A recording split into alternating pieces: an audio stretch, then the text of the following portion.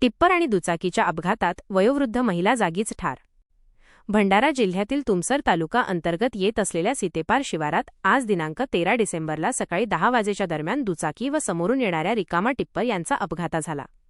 यात दुचाकीवर मागे बसलेल्या वयोवृद्ध महिला निळाबाई फंदू कटनकर वय 71 राहणार चुल्हाड तालुका तुमसर ही महिला जागीच ठार झाली.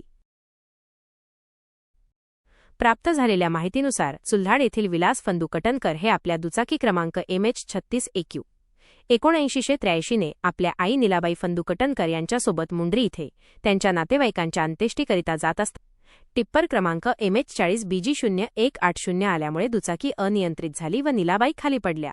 त्यात सदर महिला टिप्परच्या मागील चाकाखाली आल्यामुळे त्यांच्या जागीच मृत्यू झाला, तर दुचाकी चालविणारा त्यांचा मुलगा विलास कटनकर हा किरकोळ जखमी झाला.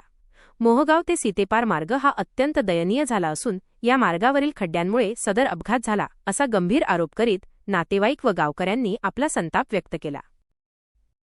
पोलीस स्टेशन सिहोराच्या पोलीस कर्मचाऱ्यांनी तत्काळ घटनास्थळ गाठून पंचनामा करीत मृतदेह उत्तरीय तपासणीकरिता उपजिल्हा रुग्णालय तुमसर येथे हलविले.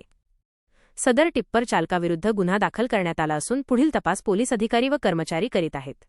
या घटनेमुळे चुल्हाडमध्ये एकच शोककळा पसरली असून सर्वत्र हळहळ व्यक्त करण्यात येत आहे. CV9 मराठीकरिता अमृतलाल चरडे, राज्य प्रतिनिधी तुमसर.